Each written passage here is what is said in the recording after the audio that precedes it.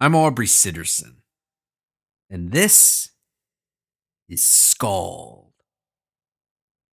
You're listening to the only story that matters. Every episode is written, performed, recorded, and produced by me, and I do it all in one single, flawless take. I do it in the style of the Scandinavian bards known as skalds. This is the 82nd weekly episode of the show. I have never taken a week off. And if I do say so myself, this is a great jumping on point. Listen to this episode and then go back to listen to previous ones to see what you missed. Or, if you prefer to read the only story that matters, pick up the SKALD prose volumes, available exclusively on Amazon. This isn't me reading you a story. This is me telling you a story. This is SKALD, part 82.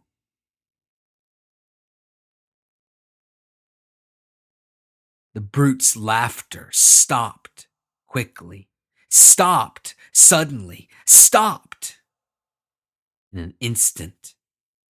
It ceased utterly as the savage was assailed by a fusillade of limbs, by a never-ending barrage of skinny, knobby legs, legs covered in barbs that oozed venom, legs tipped with claws covered in glistening poison.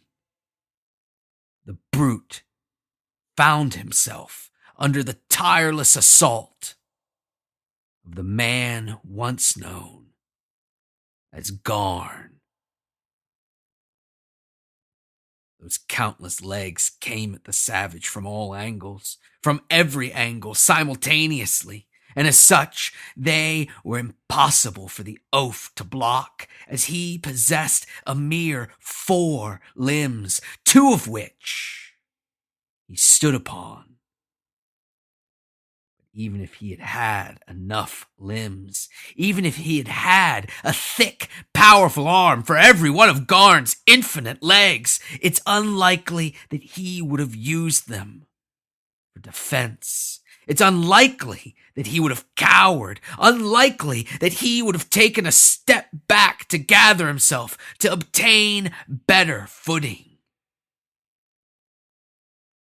It's unlikely because of what he chose to do with merely 2 arms. It was unlikely because when confronted with impossible odds, with an unbeatable threat, when confronted with a hulking monster intent upon battering him into submission, intent upon tearing his flesh from his bones if need be, the brute did not cower. He did not step back. Instead, he did what he always did. He did the only thing he knew how to do. He leaned in, he stepped forward, he dove into the maelstrom, and he did so, swinging. Though battered, though assaulted, though Garn's claws rent and tore his flesh, slicing through his thick, burnt, leathery skin, the savage swung again and again.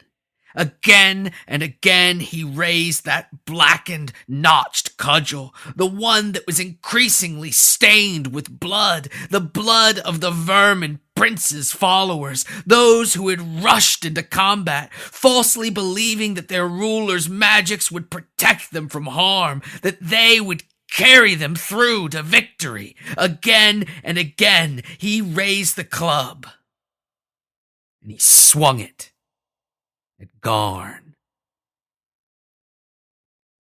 But these were not calculated attacks.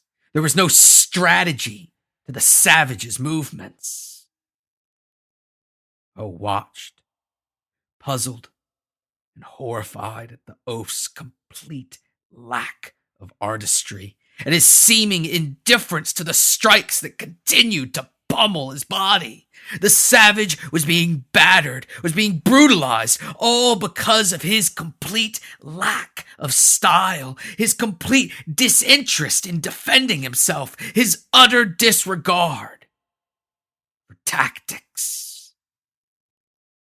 His swings were artless. They were without tact or consideration. But they were not without malice.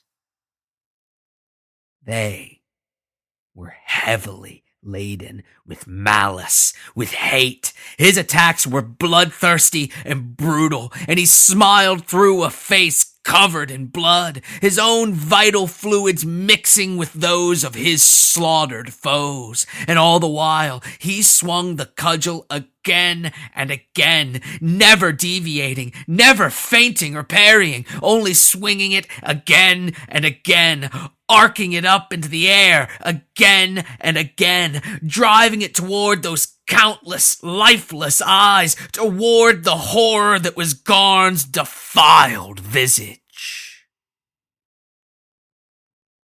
The brute didn't vary his attacks. He never varied his attacks. Though Garn blocked them again and again, though he threw up skinny, barbed limb after skinny, barbed limb, though the repetitive blows had not landed successfully a single time, though they never made it all the way to their target, though Garn's head remained unbothered, unmolested, the savage was undeterred. He drove his cudgel at Garn's misshapen skull time and time again, unwilling to alter his strategy, even if it meant his undoing. And to Ho's eyes, that is exactly what it meant. Because as he looked on, as he watched this brutal dance carried out amongst the gore and the corpses of the Vermin Prince's followers, the savage was undone. The creature's claws found their mark. Their poison was delivered, tearing open wounds that festered even as Ho watched, even as the Vermin Prince, recovering from his fits, from his unbearable palsies, as he stirred and opened his eyes, gazing out upon the horrific charnel house that his destroyer, had created. Ho saw a look of shock in the Vermin Prince's eyes, saw fear when he realized how many of his soldiers had already fallen, saw panic when he, Ho's former student, realized that his destroyer, that truculent savage, that if something was not done, if someone didn't step in, then that vicious juggernaut would be slain by Garn, felled by that monstrous creation, birthed from the putrescent pink smoke of the Vermin Prince's forbidden magics. But there was no one to act. There was no one to do anything, and there was nothing to do.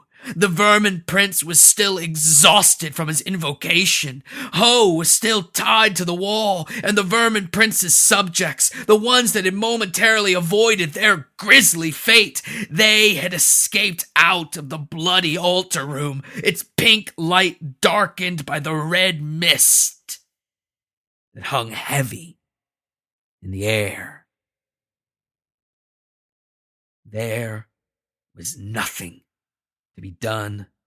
The Vermin Prince saw the object of his profane ritual, saw his one hope to topple Caleria, to seize what he required, to take what he deserved, to wrest control of Ravana from her skinny, wizened, veiny fingers. He saw his hope dissipate. He saw the savage stumble and fall, and he gasped, crying out to Garn, "No, don't kill him! We need him!" The oaf, overcome With disease, overcome with poison and venom, he finally did that which he had sworn never to do, that which he found most shameful and unforgivable. He stepped back. He retreated ever so briefly, and as he did so, the savage stumbled and fell to his knees, staring up wild-eyed at that hulking, unholy monster, the one that, at its master's command, had slowed its attack, had ceased lashing out with its countless legs, and it simply stared down, dumbly, at the oaf. Though it was but a brief moment, though it passed in the wink of an eye, that brief respite was all that the savage required. It was all that he needed as he clenched his eyes shut, as he ground his teeth together, as he winced and grimaced, remembering that terrible gift, the boon given to him by that ancient wizard, the unspeakable power that coursed just beneath the surface of his skin, the invisible blessing that, though it had faded from vision, still hid within his thick, taut musculature. As he grimaced, as he fought back against the poison clawing its way into his bloodstream, he felt them.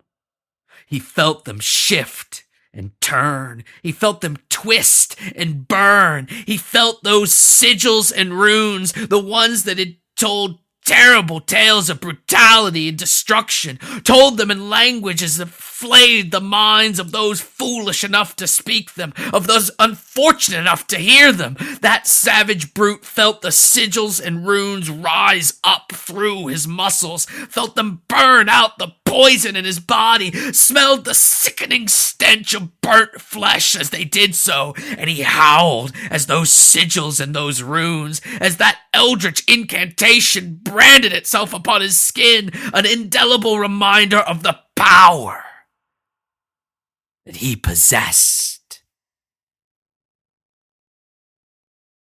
The howl was a terrifying one. Terrifying not just in its sound, which would frighten the bravest soul in even the most bucolic context, but terrifying because of the emotion carried within. It was not a howl of pain or agony, of rage or hate, but rather one of joy, one of elation. It was a howl of unbridled ecstasy that the brute let out from his cracked, bloody lips as he forced himself back to his feet, now covered in shifting tattoos of woad blue. As the brute stood, as he forced himself to his feet, as he took up a stance not of defense, not of spry movement, but one of power, one of confidence, one of assertion, Ho heard the vermin prince cry out once again. "We need him alive!" But the vermin prince's pleas proved unnecessary. Because it was no longer the brute, it was no longer the savage, the oaf that found himself in danger. That vicious, hateful man, that blue-stained barbarian lunged forward, swinging his club, that blackened, notched, bloodied cudgel, swinging it again and again. Never deviating, never faltering, never pausing, only driving his crude, simple weapon at the threat in front of him, pushing forward with all of his might, seeking not to disable or distract, seeking not to wear his opponent down or execute some martial strategy. No, he sought one thing and one thing only: a killing blow. It was the same as before. Garn, disobeying his master, heeding the primal survival instinct that still existed at the core of his perverted form, he lashed out repeatedly, clawing at the savage with those myriad legs. But though Garn's claws dug into the brute's flesh, though they left gaping wounds that rained down gore onto the already blood-soaked ground, his poison would not take. Deadly venom was burnt out, either by the woad blue tattoos, by the boiling, palpable hate that fueled the barbarian, or some caustic combination of the two. The savage paid his injuries no mind. He paid no attention to his wounds, grievous as they were. His focus was in one place and one place only. It lay upon Garn's detestable head, the increasingly panicked target of the brute's incessant attacks. Like an automaton, the brute attacked again and again, heedless of the injuries being done to him, heedless of the fact that sooner or later, mighty as he was, he would surely run out of blood. He could not be swayed from his ceaseless assault, the one that Garn spent more and more time, more and more energy, more and more of his increasingly broken and shattered legs trying and failing to deter.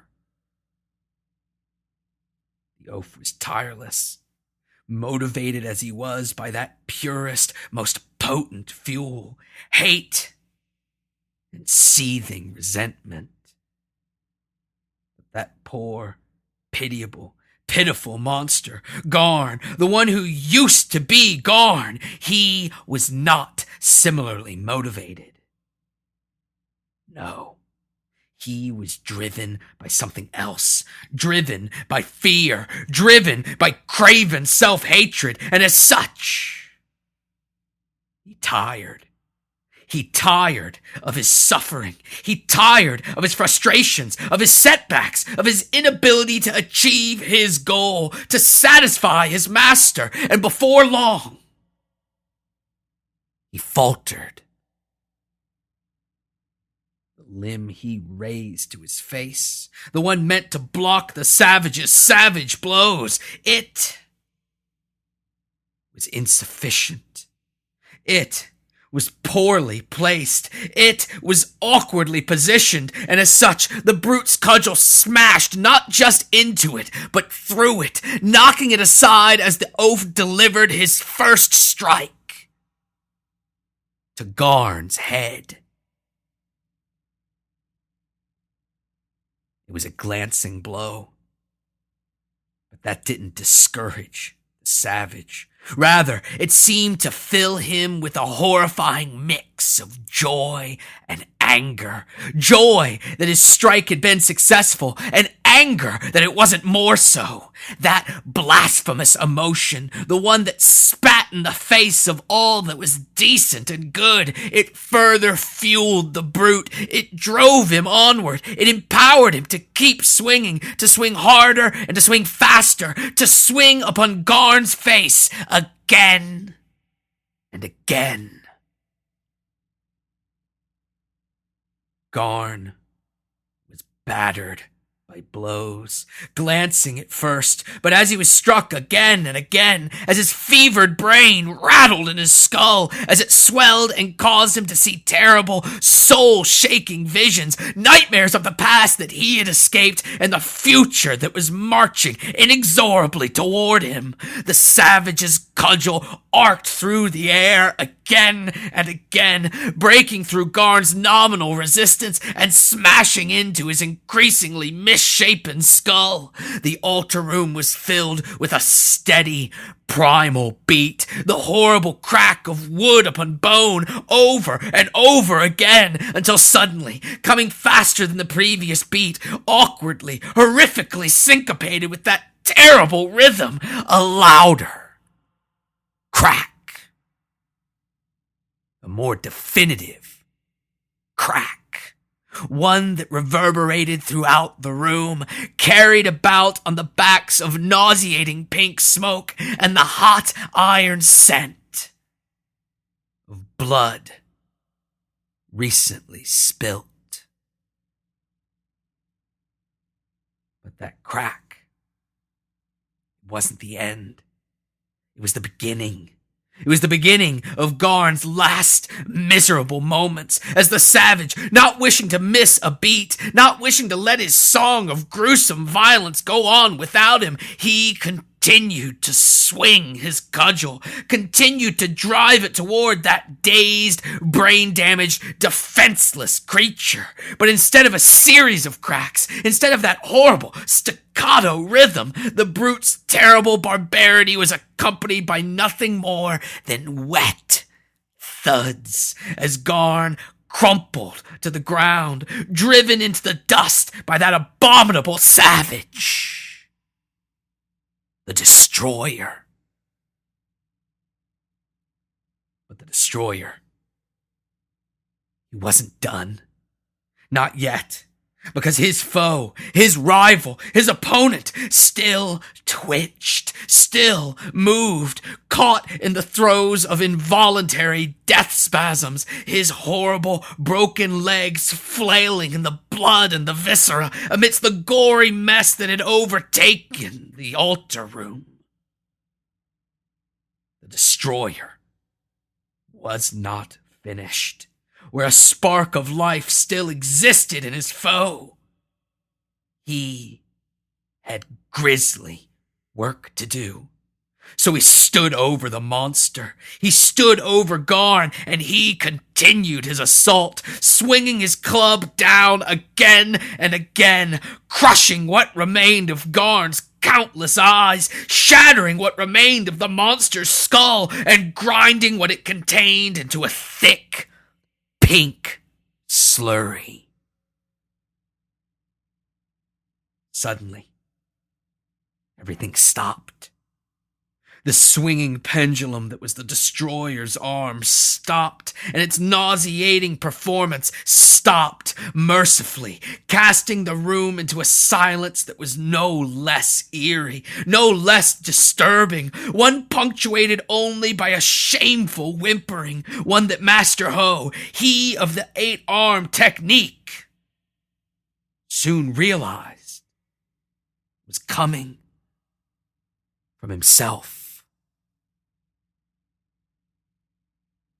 Struggling to maintain composure, to retain some semblance of dignity, of pride, in the wake of the horrible slaughter he had just witnessed, following directly after that willful, joyous taking of life.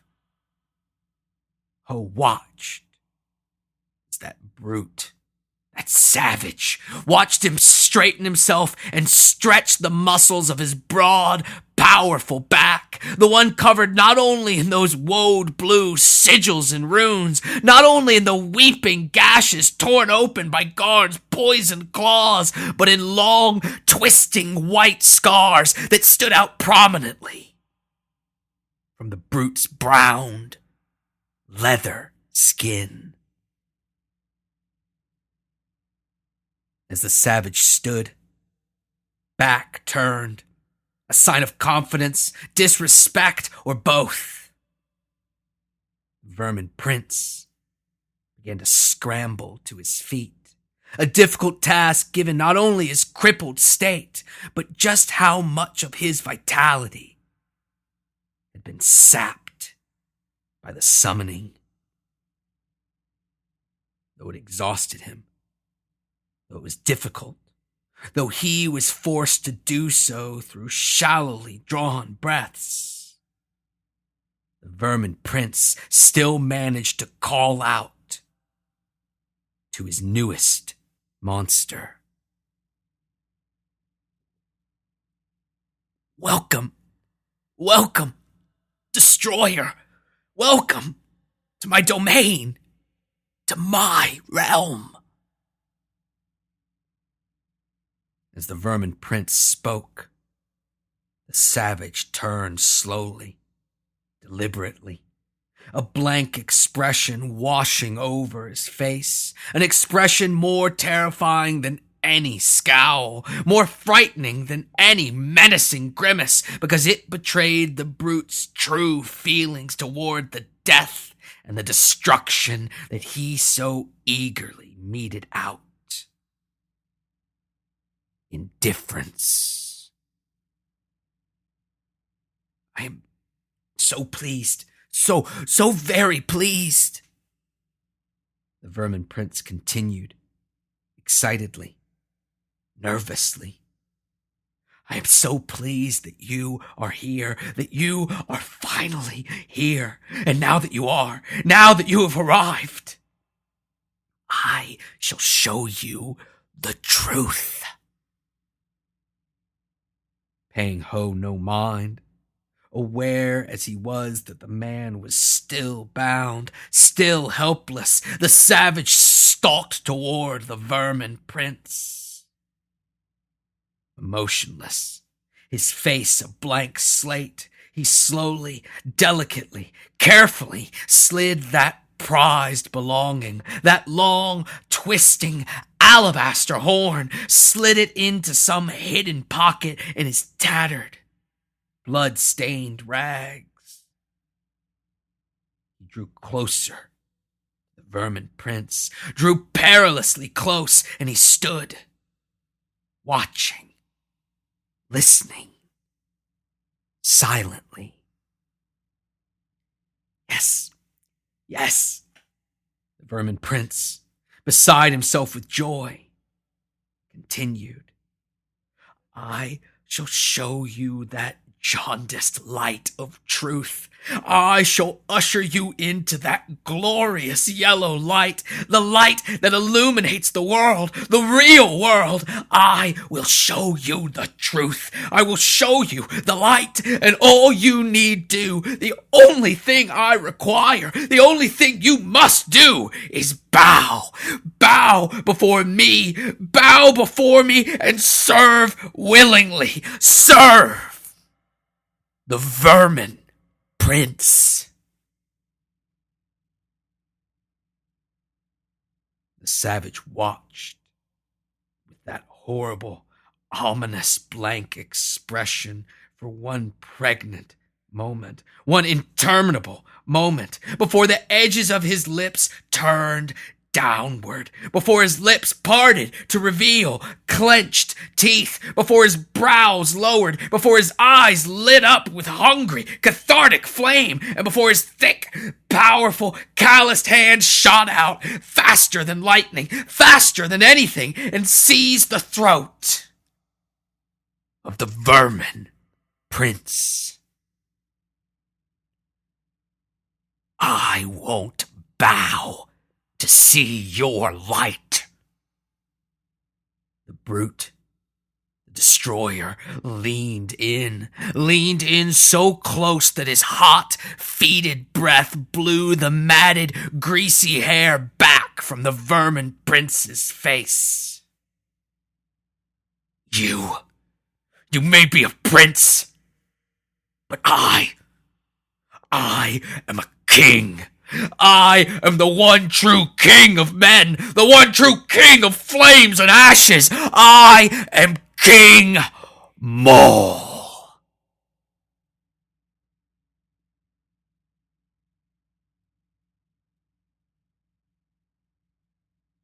Thanks for checking out the very best episode of SKALD yet. With so many podcasts out there, with SKALD being such a unique thing, it can be difficult to get the word out, to make sure that the show finds its potential audience. The best, most efficient way to accomplish that? It's through reviews on iTunes, Stitcher, and other podcasting platforms.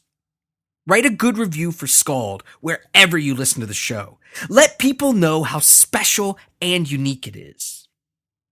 If you leave a good one, if you give the show 5 stars, I'll read it right here. AP Lemma says this on Stitcher. Aubrey weaves a tale that would woo the skalds of old, with his gray characters, high-stakes drama, and epic prose, guaranteed to leave you awestruck and entranced. I love SKALD. It's my favorite project that I work on, and frankly, I think it's the best and most important. But here's the thing. I want to make it even better. I want to start playing live synth intros and outros for every single episode of the show. I've got the equipment already, and I've been practicing like a madman. If you want to help the only story that matters get even better, head to patreon.com/skald today. Once we reach the totally achievable goal of $250 a month, you will be treated to all that weird, spacey synth noises that you can handle. It's going to rule. And we're less than $50 away right now at patreon.com/skald. For more information about me, SKALD, my wrestling talk show Straight Shoot, my comics writing work, contact information, merch, and much, much more, head to aubreyciterson.com.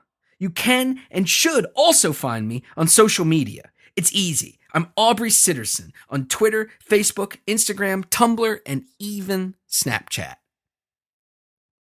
Finally, my weekly recommendation. You absolutely need to check out Time Cheetah. Go to timecheetahcomic.com right now. That's timecheetahcomic.com and start reading, either with the most recent installment or by jumping back to the very beginning. Either way, you will not regret it.